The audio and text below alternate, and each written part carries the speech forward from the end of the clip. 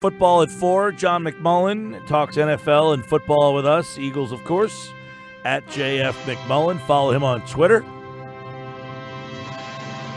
As we almost should be playing Taps today, or maybe The Undertaker. Yeah, The Undertaker music would be more apropos here.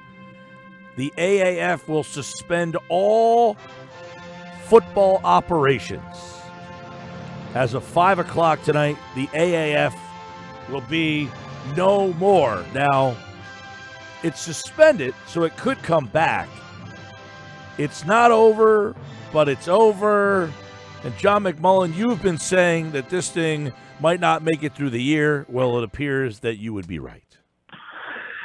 It's unfortunate. It really is. I feel bad, especially for the football side. I just tweeted that out because I think for the most part, everybody on that side of the fence did a really good job from Bill Polian on down. I think it had a lot of promise.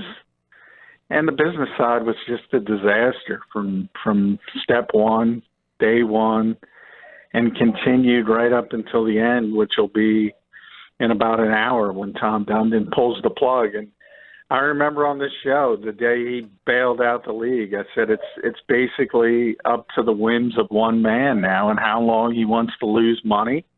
And he decided $70 million was enough, and he's going to pull the plug.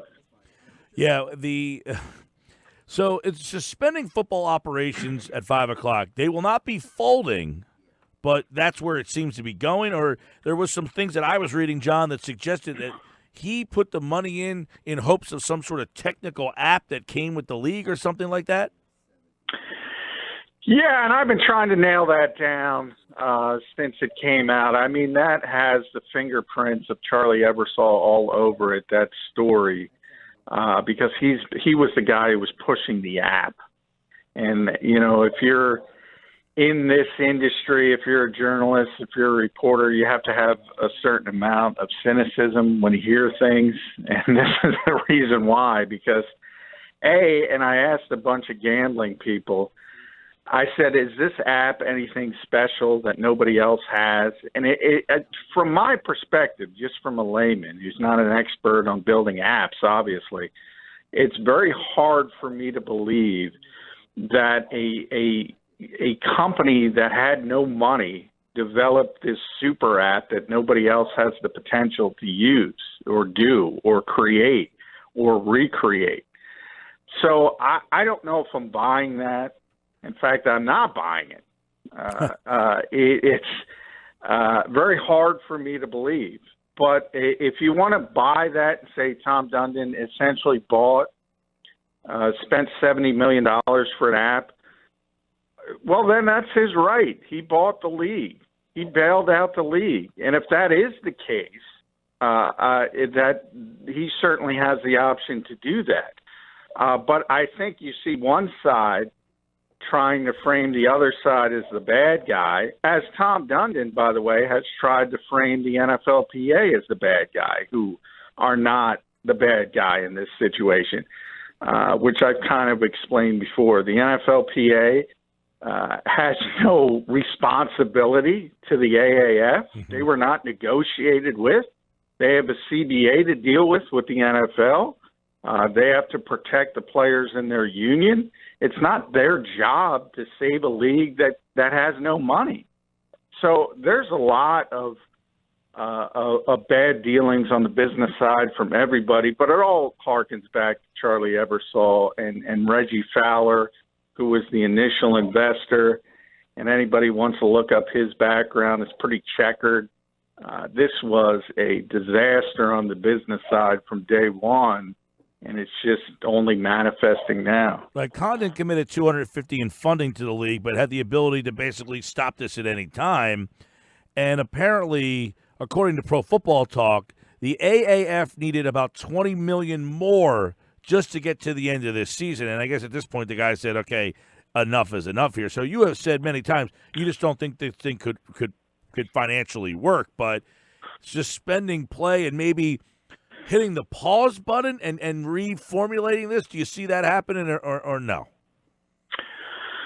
No, I don't see it happening because you have one guy who owns the league now. You do have Charlie Ebersol who wants to continue, but it's not his league any longer because he was forced Can he re-buy back in, or he just doesn't have the money to do so? Well, he obviously doesn't have the money to do so, or he wouldn't have gotten Tom Dundon to begin with. So the sort of last-second Hail Mary, it's always possible to get we talked about this last time we discussed the AAF on the show. It's always possible to get another rich guy to buy into your idea, and I think that was the hope of Charlie Ebersol. But now it's not his right to do that because now it's Dundon's property. So it's really up to him. Does he want to stop it and start it again?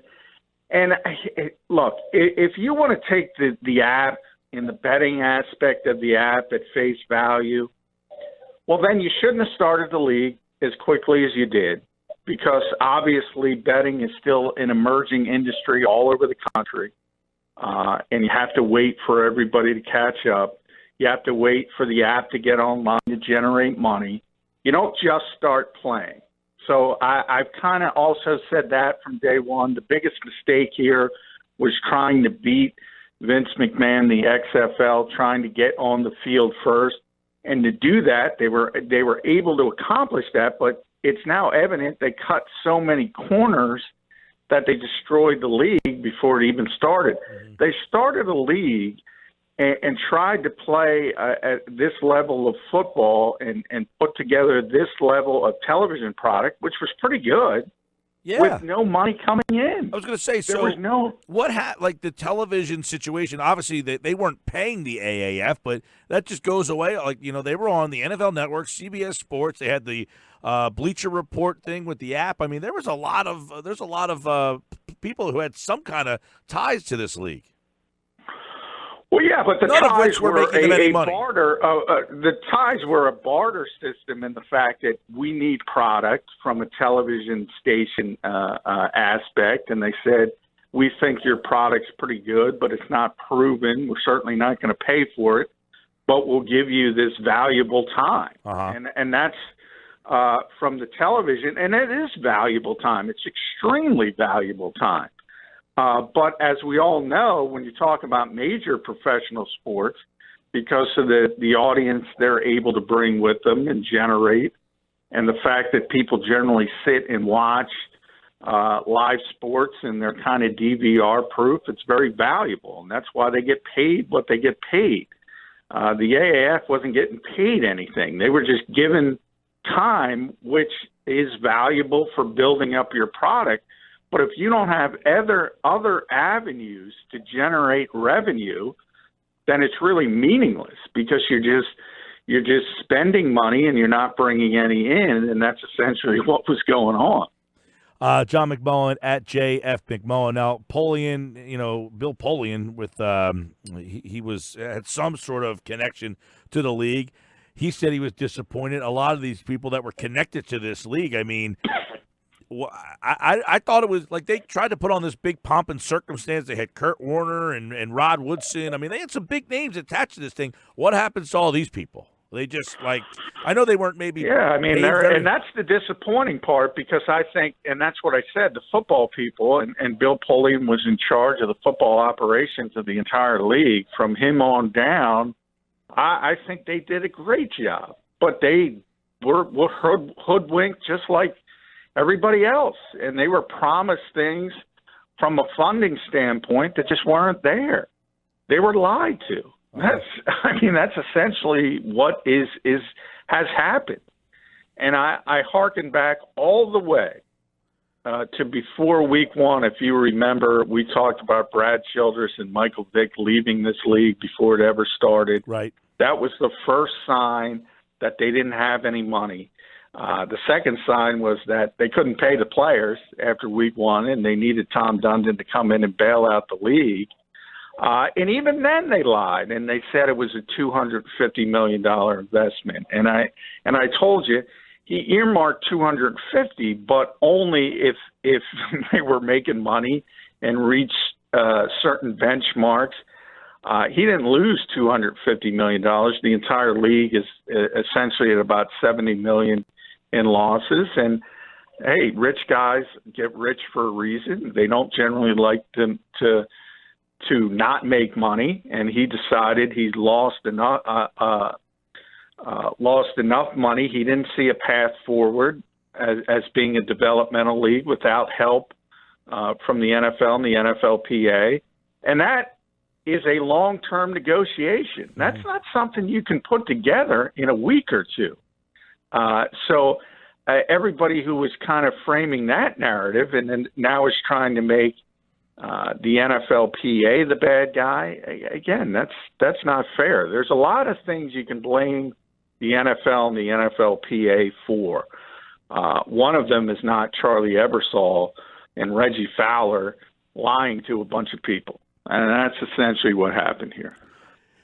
It's a crazy, the whole situation. You had earlier in the year with the insurance, with the Orlando team. They had to practice 3 hours away, and you had all sorts of, it seemed like from the second week on. But, 500,000 viewers, and it just kind of evaporates and goes away just like that. And, I don't know that a guy like Trent Richardson, maybe he gets another shot because of this, but I don't know that it really elevated the career of somebody. You know what I mean? Like Tommy Maddox got a shot. And there was I do think there are maybe not high-profile people, but I think you're going to see a lot of AAF players get signed in the coming weeks. Remember, off-season work, it started already, phase one, for the NFL teams with new coaches. It starts mid-April for the rest of the teams.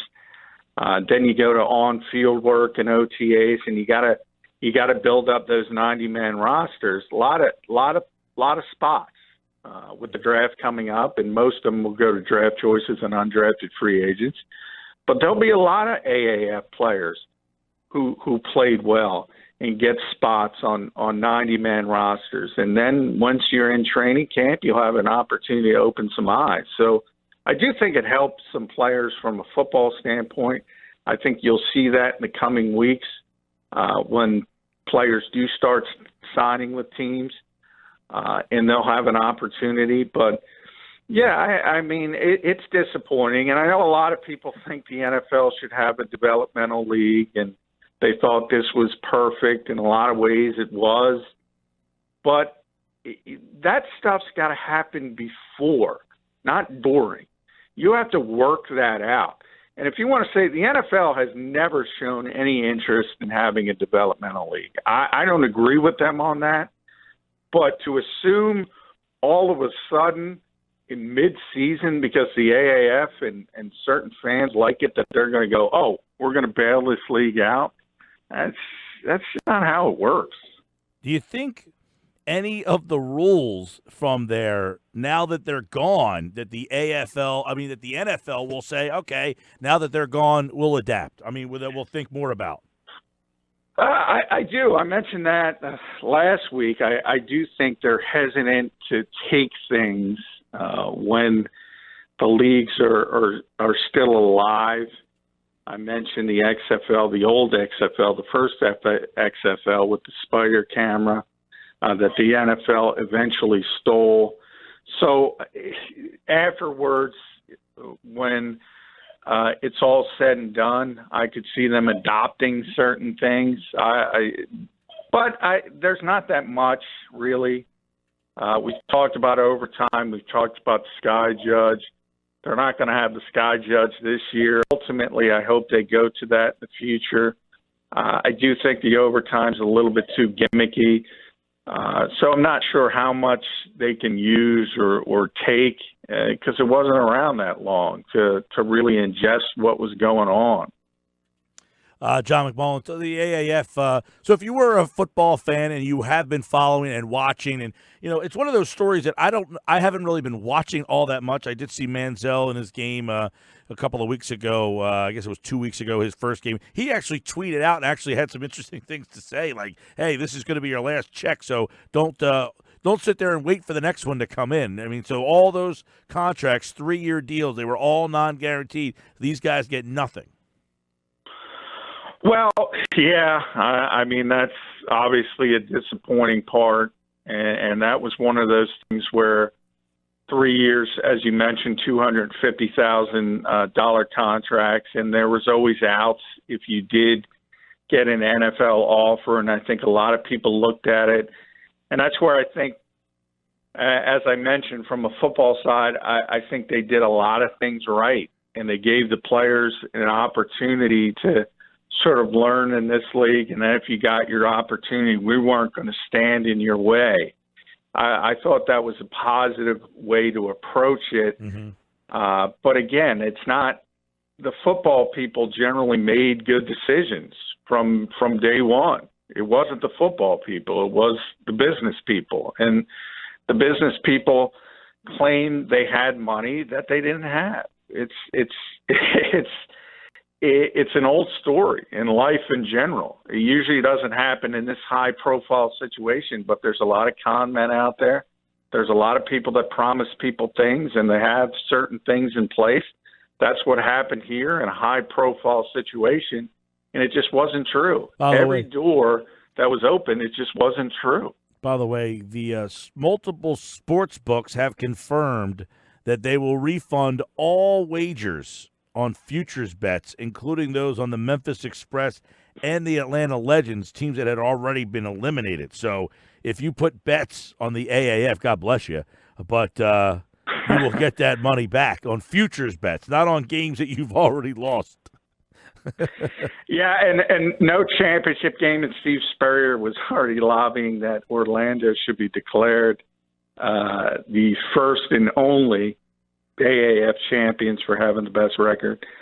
I joke with Josh that must be a Central Florida thing, a little shot at CF there. But yeah, I mean, if you remember, the first championship game was also moved from it was supposed to be in Las Vegas, then they moved it to the Star in Dallas, Jerry Jones's practice facility for the Cowboys, so it was scaled back. The Ducks weren't in a row, no, and it was all done to beat Vince McMahon. And Vince McMahon will ultimately fail with the XFL. I was going to say, 100 times as well. Does this? Yeah. By the way, I loved it. Does the AAF get a 30 for 30 now? Like, do we get the inside story? Well, they should, and that's the interesting thing because of the original XFL. Look, that was legit from a business standpoint.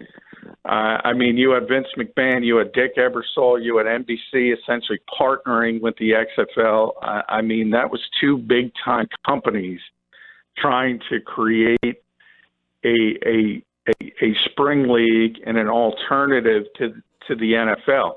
Ultimately, the product was atrocious, and Vince tried to make it very entertainment-centric, similar to pro wrestling, and it was an abject disaster. Yeah. But from a business standpoint, they were legitimate businessmen. In a lot of ways, this is more worthy of a 30 for 30 special because the businessmen and everybody who saw Fire Festival on Netflix, that's what we're talking about here. We're talking about fraud. That's what we're talking about. We really are. With Reggie Fowler and Charlie Ebersol. And that, to me, is sickening, worthy of a 30 for 30 special. Yeah, I agree. And I'm fascinated with this whole thing, much like this new XFL that will start at this time next year. You wonder, does this strengthen their opportunity, make it worse because this is a failure? I mean, it's like, hey, we tried and another league bailed on us. I mean, if you're Vince McMahon, do you just cut your losses already? I mean, come on, man. Yeah, I mean, I certainly wouldn't want to embark. He's not going to make money on it. I think the evidence is clear, and I've mentioned this a lot, that the public won't support a substandard league. They'll only support major leagues. So the only way something like this can work is the way it works in basketball and baseball, is subsidies and being affiliates of the major league organizations, essentially being loss ledgers as a developmental league. That's what the football people of the AAF wanted the league to be. The NFL's shown no interest. They'll certainly have no interest with the XFL. Vince McMahon has no interest in that. He wants the product to stand alone. So I don't see any way it can succeed. I really can't. Even though Polian came out and said that the league was well positioned for future success. Well, the AAF, yeah, I mean, from there, but their future success was defined as a developmental league, and they felt they were on the right path to be that. Yeah. But the XFL's path is different. They don't want to be a developmental league. They want to be a second football league. They don't want to compete with the NFL for talent, but they want to be a separate entity, assuming that right. The desire for football is so great that people want to continue watching in the spring, and I don't think that's true. People love the NFL, and they love their NFL teams. They don't love football. They love their teams. They love the Philadelphia Eagles and the Delaware Valley. Right. They love the New York Giants, New York Jets up in New York. They love their teams. They don't want to see more football. They want to see more of their teams. And I mean, like I said, I had no rooting interest in this. And by the way, I wasn't even really watching much. Like, I was intrigued, like the whole feeling of, hey, there's a game on if I was out and about, but I'm not even out and about as quite as much. So I didn't see these games as much, but it is sad to see all these guys lose jobs. And with it means other people lose jobs, front office people, workers, ushers, yada, yada, the whole nine. We know those stories, and that's what's sad. But we'll see what's next for this AAF and then the XFL when that starts up play next year. But for now, no more football, on to the draft, and we will talk some draft and more NFL. Football at 4, John McMullen, tomorrow right here on the Sports Bash. Thank you, pal. All right. Thanks, Mike.